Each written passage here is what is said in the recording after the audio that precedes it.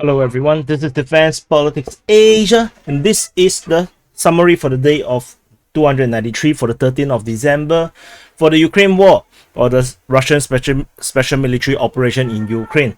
So let's start off with Southern Front. We have nothing. There's nothing happening over here. And over at the Zaporizhzhia line, we have information over at Velika Novosilka region.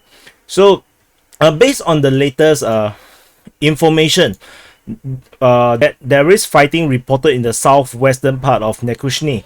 So as a result, because this is a pro-Russian source saying that the Russians are attacking from the southwest of Nekushny, this actually allows us to corroborate that the Ukrainian MOD's claim of control over Nekushny is now valid.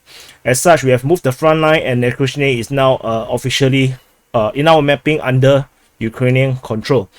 And further up north from Nekushny, the Russians continue the attack over at Velika Novosilka region. And that's all from the Zaporizhzhia line. Over at the Donetsk front. At the Donetsk front, there is shelling near Avdiivka because the Ukrainian forces were preparing for an attack against Avdiivka, probably from the Voleda nearby Voleda region. However, they got spotted and they got thwarted, so-called. They got destroyed by or attacked by a complex fire attack. So I think they tried to do some very weird way of firing that is very complicated. So it's complex. So moving on to this region. So there is this town of Vodian over here, and interestingly, there is fighting reported nearby Vodian, because according to the Russian Defense Ministry report, they said that the Russian troops repelled counterattack during the day, and in their mapping they actually mapped Vodian. So this but in our mapping previously, the mapping wasn't so near to Vodian, and I actually updated the map based on the Russian MOD's mapping. So now the mapping looks a bit like this, and I believe that the fighting is actually somewhere east of Vodian, so probably around this region. So as per I indicated here, the mapping is now updated based on Russian MOD's mapping, and as such, the claim over Soloke is most likely not going to be accurate. And the most interesting thing about the mapping is that the Russian MOD actually claims most of or entire of Novo Mikhailivka, and in fact in their mapping they probably even claim control over Pereskovievka. So but I don't think this is true, because we haven't really heard much about Pereskovievka over in this region. So and then the Ukrainian Defense Ministry also did report that there is a Russian attack over at Novo Mikhailivka. So I did not change the map here by too much, but I did put at least a significant part of Novo Mikhailivka to be disputed.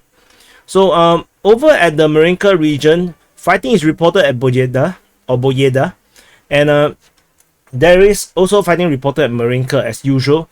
Interestingly is that the Russian Defense Ministry, when they mentioned about the counter attack in their mapping, they actually points to Georgievka, and but the fighting is still at Marinka. So to indicate Georgievka is a bit weird, a bit unusual.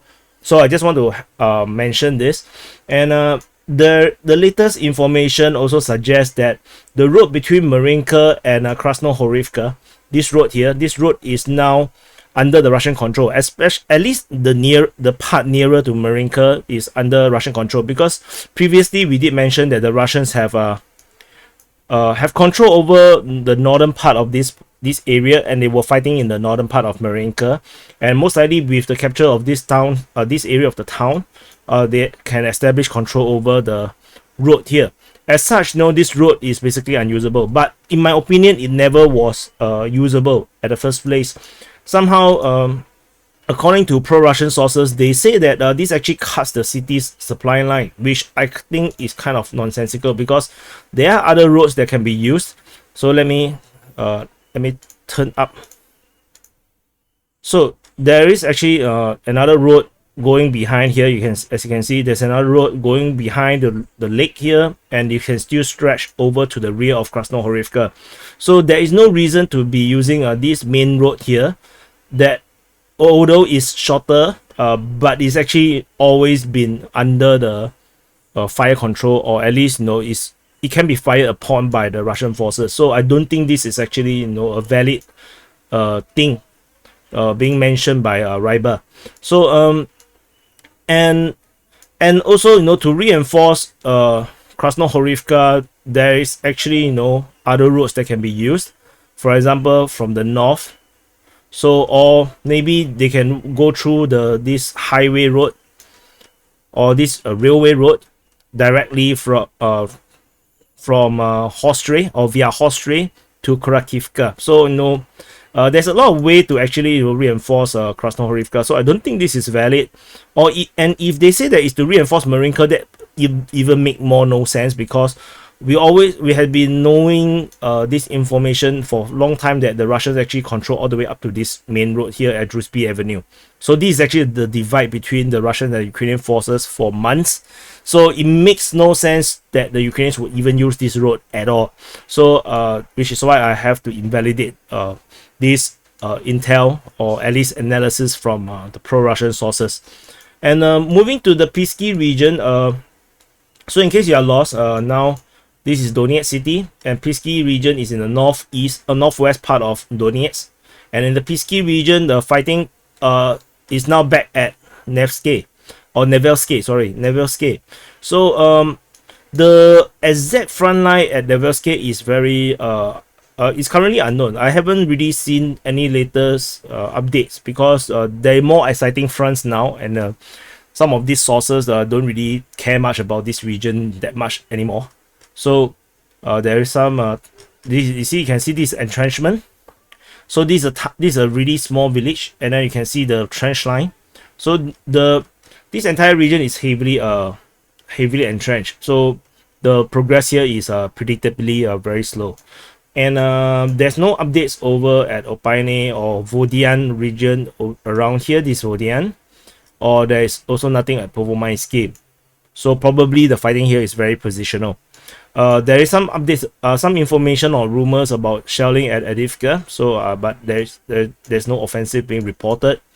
And over at the New York region, so we are now in the far north of Donetsk city, the front line here, there's no update. There's no more reports of fighting over at Avdiivka, and there's also no fighting being reported over the Novo-Bakhmutivka region. So suddenly this entire region suddenly turned very quiet.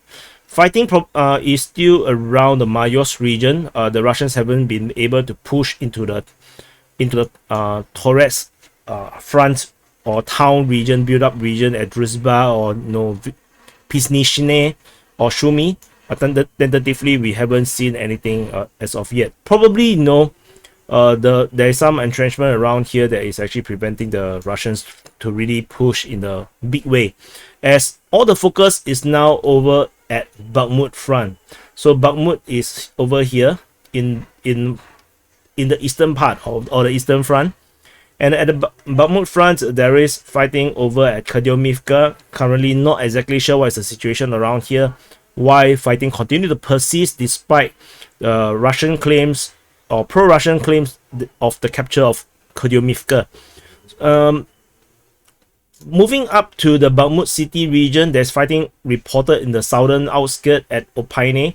The Wagner group continues to try to capture this town over at Opyne. Despite it doesn't look very big, the fighting over here has been here for weeks already. The Ukrainians refuse to let go of this town because, as you can see, there's no other towns around here. The loss of Opyne might actually indicate an entire loss of the entire southern flank at the Bakhmut city. So this town must hold for the Ukrainians. And fighting is reported over at the southeast part of Bakhmut city, particularly over here. This is actually the waste sorting plant, and along the road of Fedora Maximenka Street. And so the fighting is around this region here in the southeastern outskirts of Bakhmut city. The Russian forces, yesterday we have reported that they have entered the town I have updated the map. It looks a bit like this. Tentatively, it looks a bit like this, with the Russians capturing quite a number of streets. Mainly these two streets, this street and this street.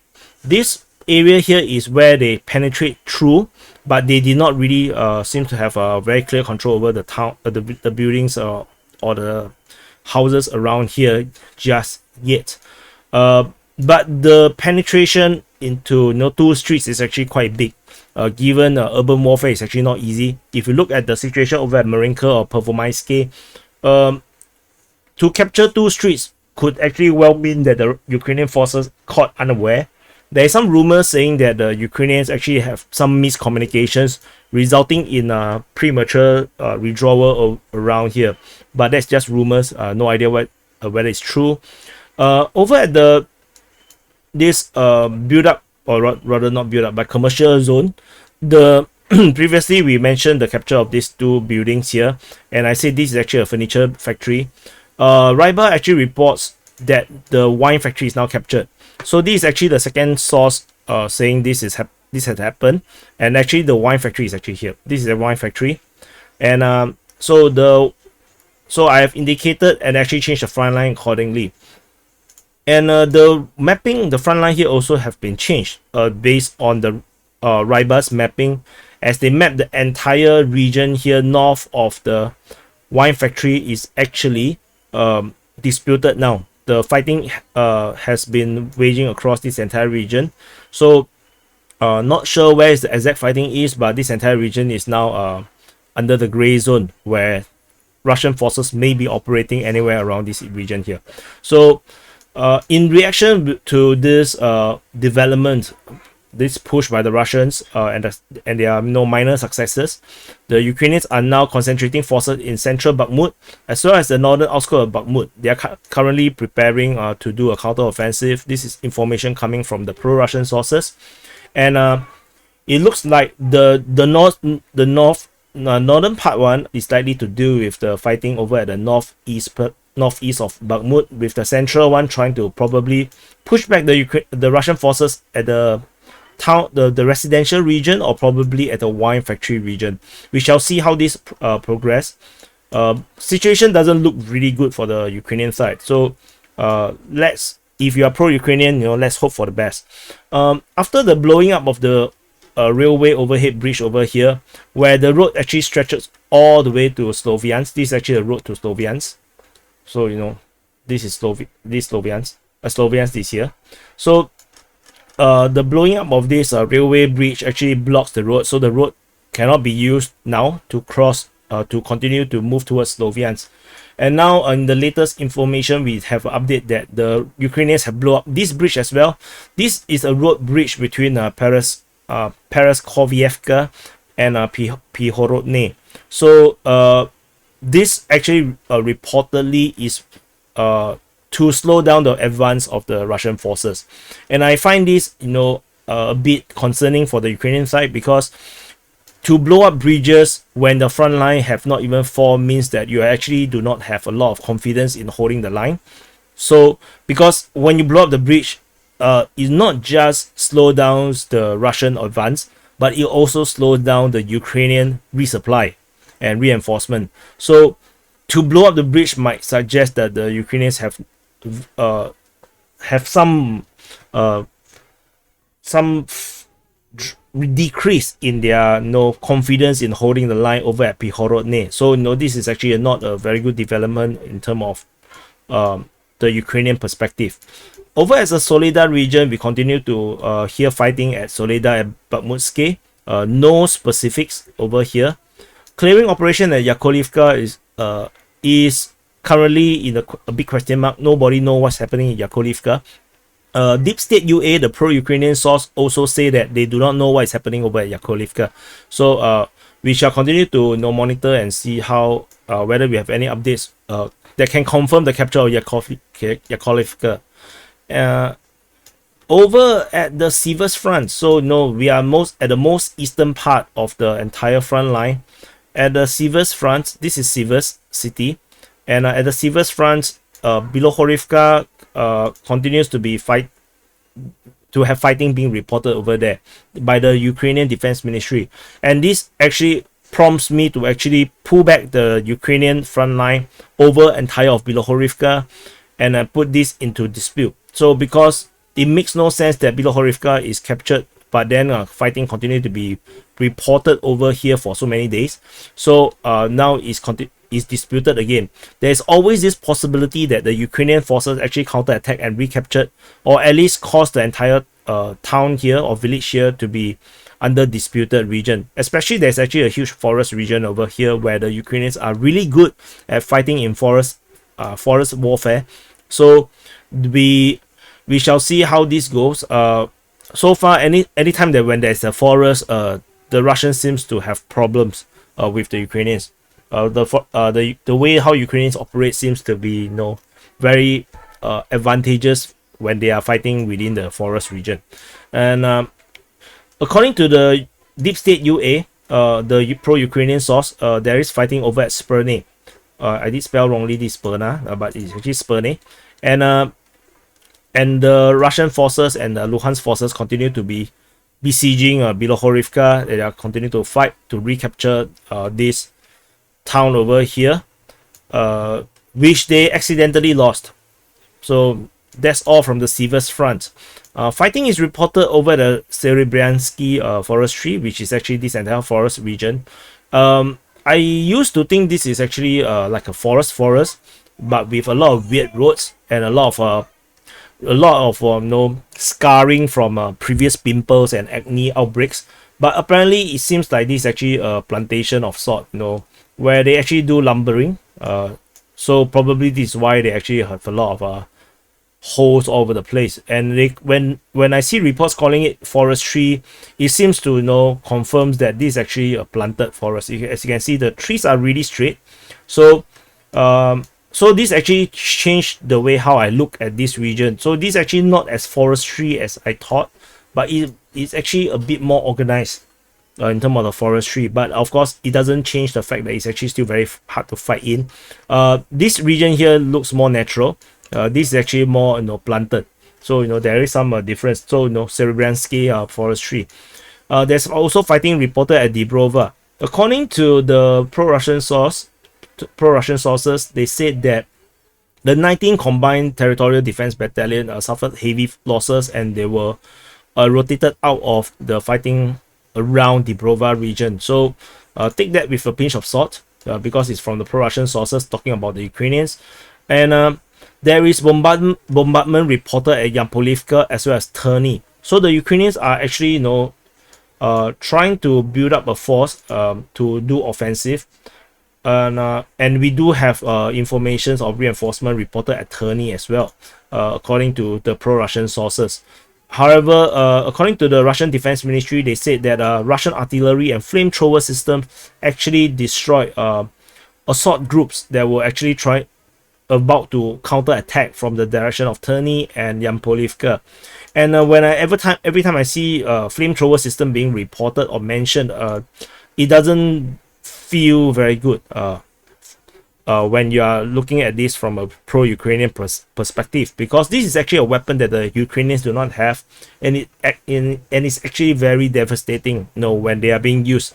It's a short-range artillery system that causes hyper high temperature explosions, so, and it actually instantly kills everyone that is in the blast radius. So it's actually not a pleasant thing to be hit by one of them. Actually, you will not feel anything at all. Actually, the Ukrainian forces is attacking in the it's the Russians that is attacking in the region near Shevonopopivka, according to the Ukrainian Defense Ministry. And over at Ploshonka region, so there is actually this town of Ploshonka.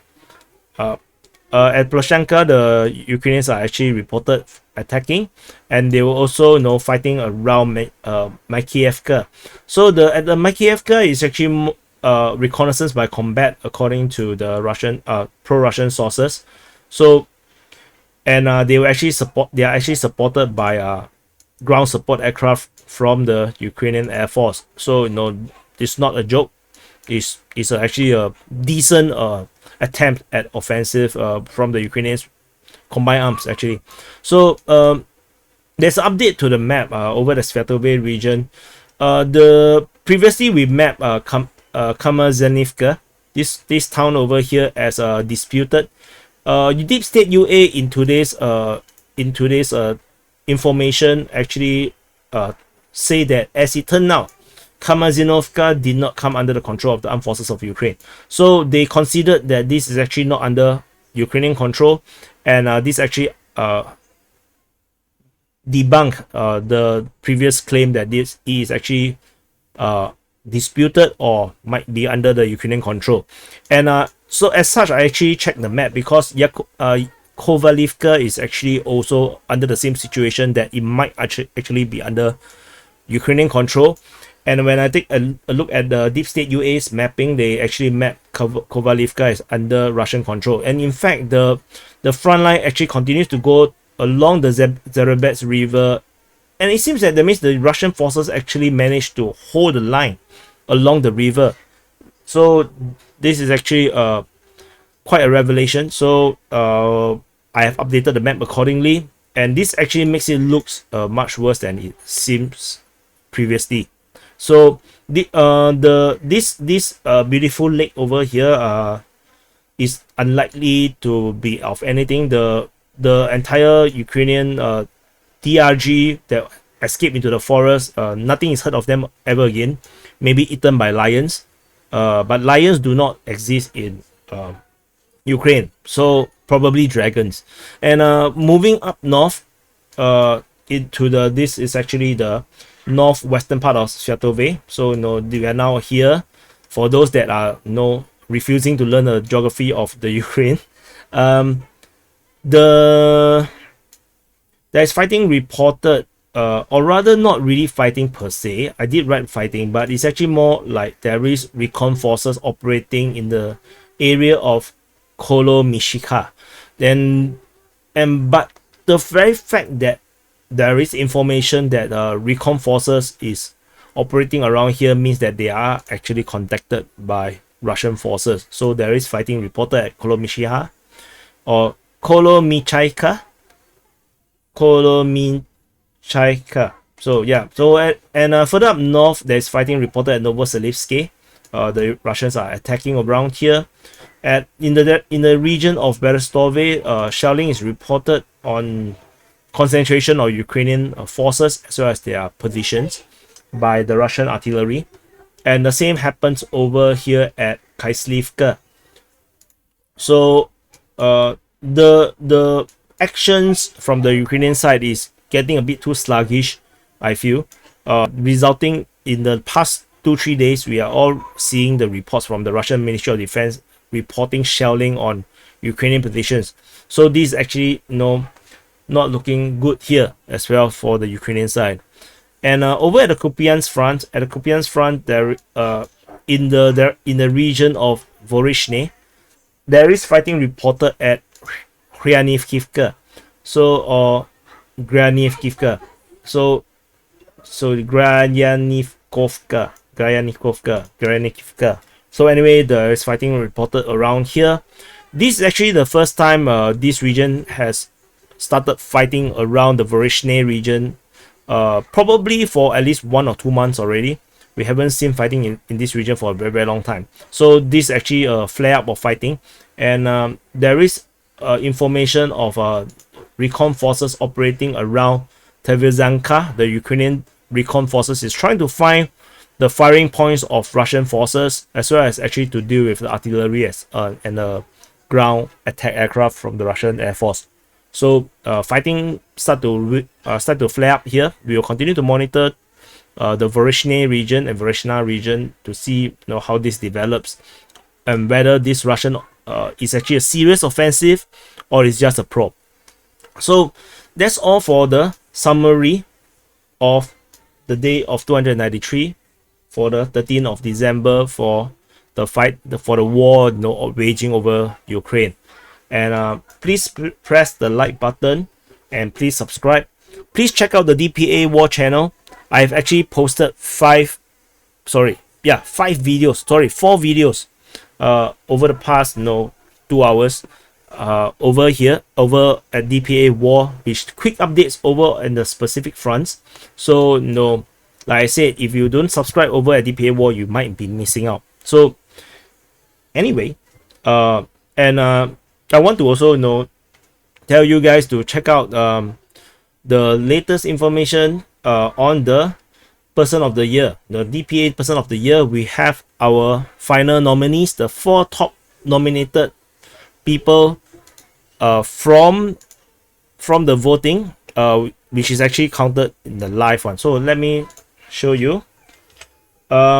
Yesterday we have done a live counting of the nomination. So this is actually a almost 3 hours count of all the nominations across all the different DPA platforms, and we finally come out with the final top 4. So the top 4 is actually Xi Jinping, Zelensky, Putin, and Elon Musk. So they will be the 4 that will go on to the next round of voting, and it will be by polling, and everyone will have 1 vote per platform. So vote for the most your favorite person for the year, or the person that you think that really influenced the world the most over in 2022. And also the nominations actually is pretty one-sided in terms of 170 actually nominated Putin. Zelensky got 36 votes, 36 nominations. In second place, Elon Musk got 27 and Xi Jinping got 23rd. The missed out one is actually Joe Biden and Jaishankar. So Jaishankar is actually the foreign minister of India.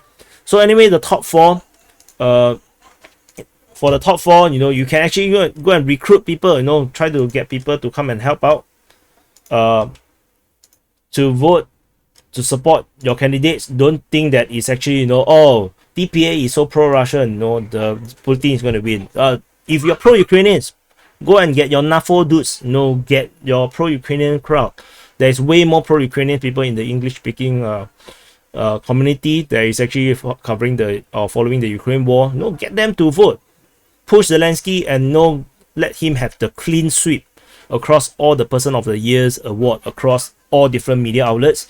Or you can actually vote for Elon Musk if you are his fan, or you can actually vote for Putin if you want to deny Zelensky from having a clean sweep, or if you are actually a 50 cent, or you actually you are Chinese national, or you are actually people who actually crossed the Great Cyber War of China, vote for Xi Jinping. So anyway, and then the vote will be casted across multiple platforms like Twitter, Telegram, in terms of also the YouTube community channel, so, and Discord perhaps also. So anyway, I'm very excited about this. In fact, when I was doing the counting, I was actually very excited to see who will actually end up in the top 4. So anyway, this is going to be exciting. The vote will probably open in a day or 2, and it will last for around 3 days until the coming Monday. So anyway, this is just to inform you guys of this thing is happening. And thank you for watching. Press the like button, subscribe if you have not subscribed, and I'll see you in the next update.